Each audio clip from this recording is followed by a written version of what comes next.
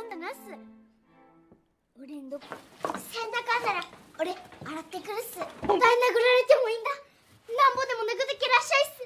やめなきゃ。おめえのおかげでと大秀。Hai, bertemu lagi bersama Rega Aryansah di channel Arsik Tinop. Nah, gimana kabar kalian hari ini? Semoga baik-baik saja ya. Di video kali ini kita akan rangkum film berjudul Oshin di tahun 2013. Bercerita seorang anak perempuan umur 7 tahun yang dijual ayahnya untuk menjadi seorang pembantu. Masa kecil yang sangat pahit harus ia rasakan. Tiap hari dia bekerja demi membantu keluarganya agar bisa makan.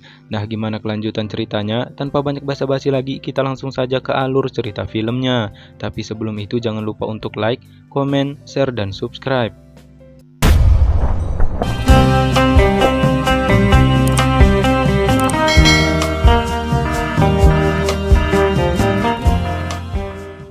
Di awal film, berlatar di Jepang era Meiji tahun 1907, terlihat Oshin dan keluarganya sedang makan malam. Mereka adalah keluarga yang sangat miskin. Karena terlalu miskin, sampai-sampai ayahnya ini menyuruh Oshin untuk bekerja di tempat orang lain, agar bisa membantu keluarganya. Namun Oshin ini menolak, karena umurnya masih 7 tahun. Ia masih sangat ingin untuk sekolah. Di sana, ayahnya pun sangat marah.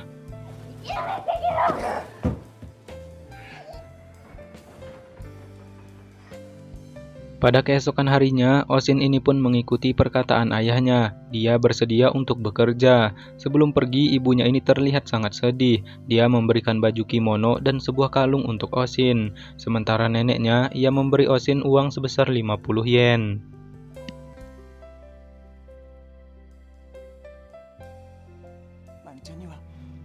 Akhirnya, Oshin ini pun pergi dengan menaiki rakit. Di sana terlihat sekali jika perpisahan itu membuat ibunya sangat sedih.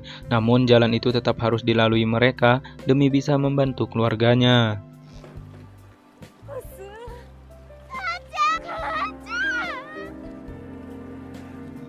Tibalah di Kagaya, tempat Oshin bekerja. Di sana Oshin ini menjadi pembantu rumah tangga. Semua pekerjaan ia lakukan, namun sayangnya di sana ia bertemu dengan majikan yang sangat pemarah dan terbilang kejam. Bahkan untuk makan saja dia hanya diberi makan sisa yang sangat sedikit.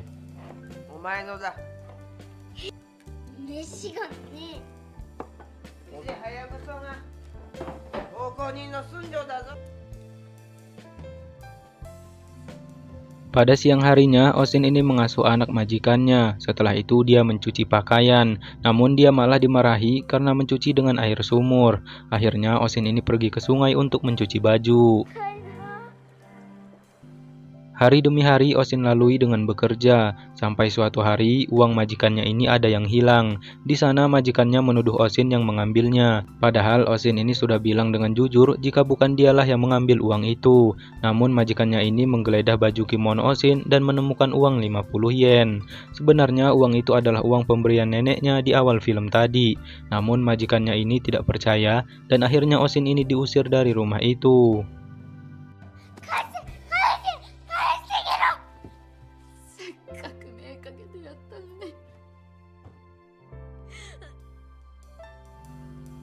Oshin terus berjalan melewati hutan dan badai salju, sampai tubuhnya itu tidak kuat lagi dan ia harus jatuh pingsan. Untung saja Oshin ini ditemukan oleh seorang pemburu dan dia pun dibawa ke rumahnya. Setelah Oshin terbangun, dia pun sangat kaget. Dia bingung dia itu ada di mana. Namun di sana Oshin ini dirawat dengan baik oleh pemburu itu.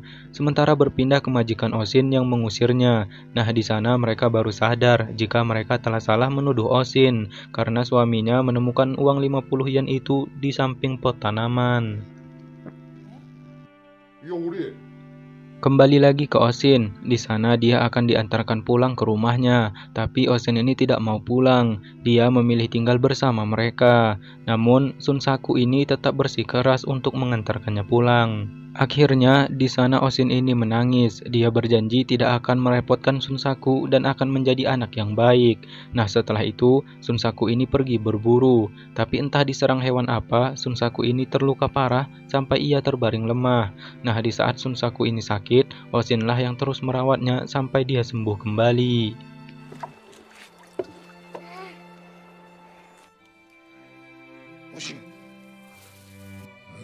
峠は越えたぞ。 Dari kejadian itulah, kini Sunsaku sangat sayang kepada Oshin. Bahkan Oshin ini sering diceritain dongeng, diajarin membaca buku dan menulis sampai bisa.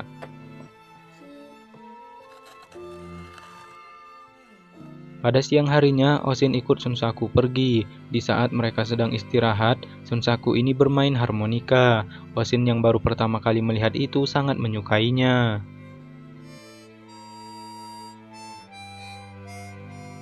Pada esok harinya, Oshin ini harus mendengar kabar sedih kembali. Ternyata Sunsaku akan mengantarkannya pulang ke rumah. Di sana Oshin ini masih tidak mau pulang. Akhirnya dia pun pergi. Sunsaku di sana mengejarnya. Agar berhenti menangis, Sunsaku ini memberikan harmonikanya untuk Oshin. 大事なものだから。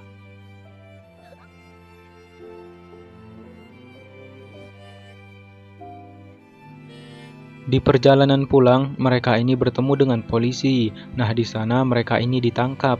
Namun Sunsaku ini mencoba kabur. Tapi karena itulah Sunsaku ini harus tewas tertembak polisi. Di sana Oshin pun menangis dan sangat sedih.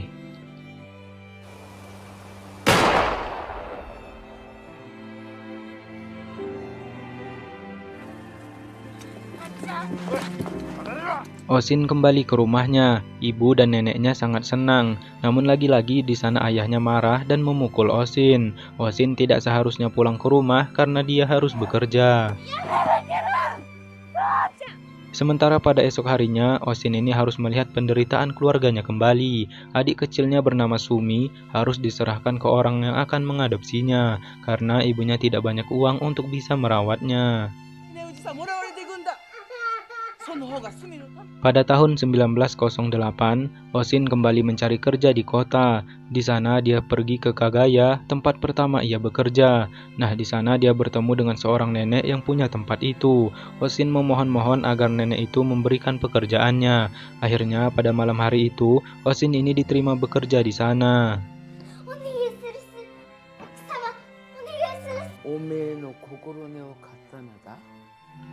Esok harinya, Oshin pun mulai bekerja. Di sana ia dipuji oleh semua orang karena Oshin ini sangat rajin dan bisa memasak.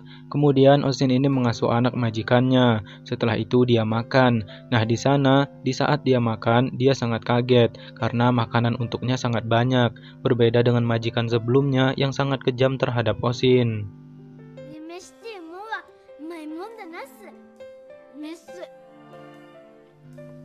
Setelah makan siang, Oshin kembali mengasuh.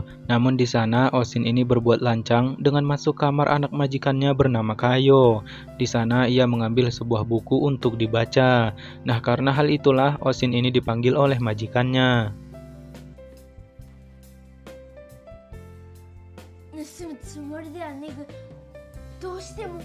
Tapi di sana nenek itu sangat bingung bagaimana bisa Oshin ini membaca buku padahal adalah seorang pembantu.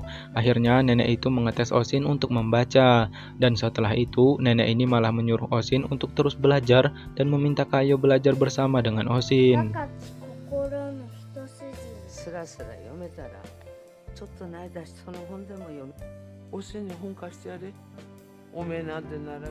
Pada siang harinya, ketika Oshin sedang memainkan harmonika, dia didatangi Kayo. Di sana Kayo ini mengambil harmonika miliknya, sampai akhirnya mereka ini berkelahi, dan Oshin tak sengaja membuat Kayo terjatuh.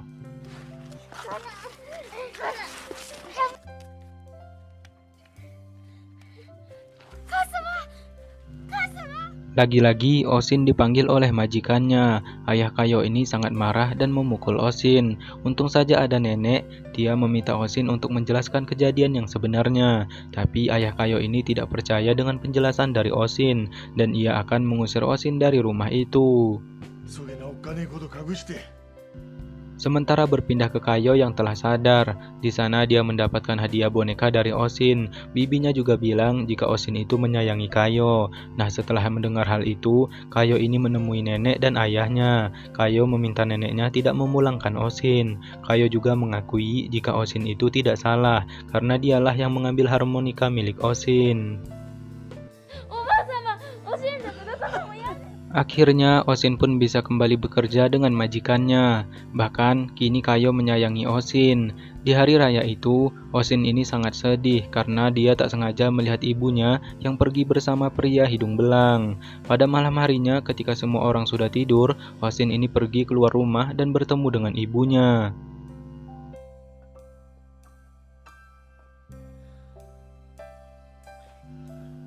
Di pertemuan itu, Osin bertanya apakah dia bisa tinggal bersama ibunya kembali. Namun ibunya bilang jika dia tidak bisa tinggal bersamanya. Ibunya Osin hanya meminta agar Osin ini tidak pernah melupakan ibunya.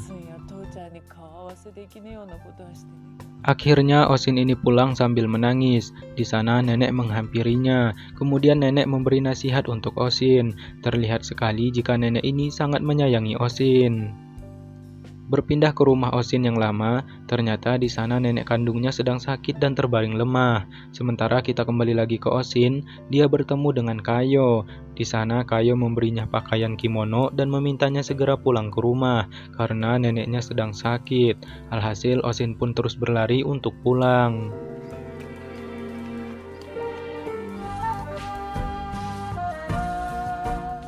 Sampainya di rumah, ternyata neneknya sudah meninggal. Di sana Osin pun menangis dan sangat sedih. Pada esok harinya, Osin bersama ibunya berdoa untuk nenek. Di sana ternyata nenek ini meninggalkan uang 50 yen untuk Osin.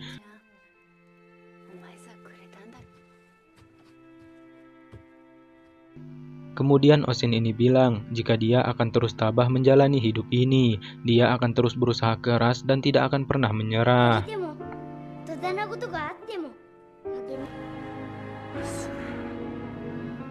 Pada esok harinya, Osin ini kembali berangkat bekerja dan sampai sini film pun selesai.